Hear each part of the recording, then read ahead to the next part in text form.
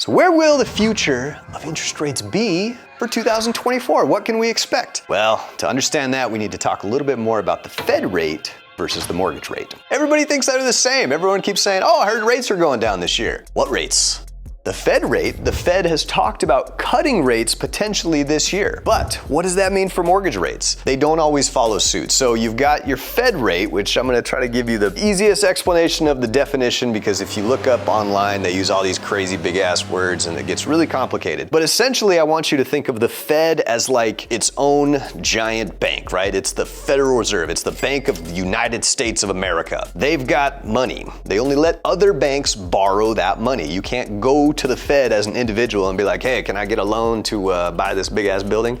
That's not how it works. The only people that can borrow money from the Fed are other banks. We're talking the big guys and credit unions and people like that, you know, B of A, Chase, Wells Fargo, all those guys. So when they say the Fed rate, what they're talking about is in the rate that those banks borrow money from the Fed. They have their own interest rate. And then you know how it works. That bank turns around and charges us, 3 times that amount on credit cards and things like that. So what does the Fed rate actually affect? What does that do for mortgage rates? Because that's the biggest question that I get. We had a wild year in 2023 with massive Fed rate hike increases. And at the same time, mortgage rates were also increasing. So a lot of people thought that when the Fed increases their rate, mortgage rates go up.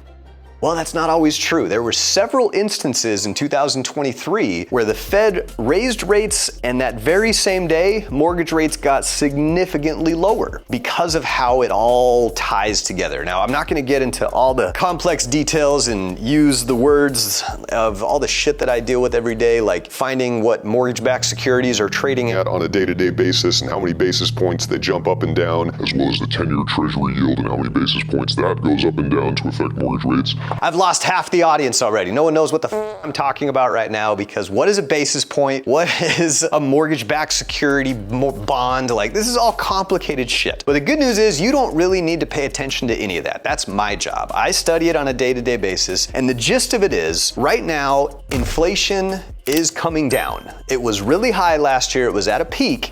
And then that is why the Fed was increasing their rates. They were trying to make things more expensive so less people would buy shit.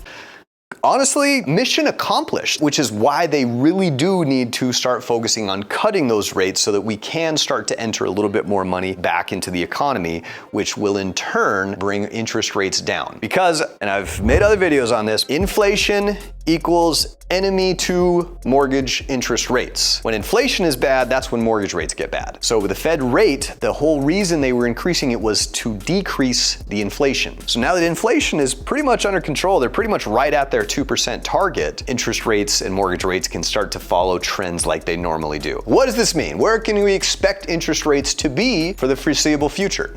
Well, I think they've kind of come down where they're going to be at for a while. They're getting back on track, and this is creating more demand and more opportunity, which means more people are able to buy. If the Fed continues to cut rates, that's just going to wake more and more people up as it slowly equates to getting more favorable interest rates on the mortgage side of things. But we're not going to see any significant changes within 1 year. 2023 was kind of an off year. Like, we saw rates, between 2022 and 2023 go up like 4%. That's an anomaly. They really typically don't move up and down like that. So now that the market is kind of settled down, if they stay the course, mortgage rates are going to get back on track, and then we're going to get more to a standard pattern. So let's say, interest rates starting out the year are at 6%. The chances of them going to 3% by the end of the year are little to none. That's not going to happen. You can call me out on my shit if they go to 3 in December, but I really don't see that happening. We're probably going to see them stay closer to like anywhere between 0.5% to maybe even a full percent swing one way or the other throughout the year. That's what you can expect for mortgage rates in 2024. Again, the Fed rate is very different than the mortgage rate. I think we have just a phenomenal opportunity in front of us right now. We know interest rates are more than likely going to either level out or get a little bit lower as we get deeper into this year. So what does that mean? As rates get lower, that creates more demand. We do not have enough supply to keep up with even current demand with rates on the higher end. So it's going to create just a ton of buying frenzy, and it's going to flip it back to a seller's market. But you can get in front of this now by not waiting for the rates to get lower, by taking them as they are now, getting the process started getting pre-qualified so that you can go get started on your home search. Because if you are a little tight on funds, now is the time. The ability to get sellers to pay for your closing costs will go away, but it's still happening right now. So don't miss out on this opportunity. If you would like to find out how much you could qualify for, there is a link within the description of this video that goes straight to my website. And you've got a few options from there. If you're ready to apply today, go for it. Let's get it going. If you want to ask a few questions, maybe you've got some concerns about the entire process, there's an appointment button in there. You can schedule 10 to 15 minutes with me, tell me about your situation. I've heard it all. I've seen everything. So nothing shocks me anymore. I'd love to see what your situation is, why it's unique, and how we can help you turn that into a pre-approval so that you can become a homeowner today.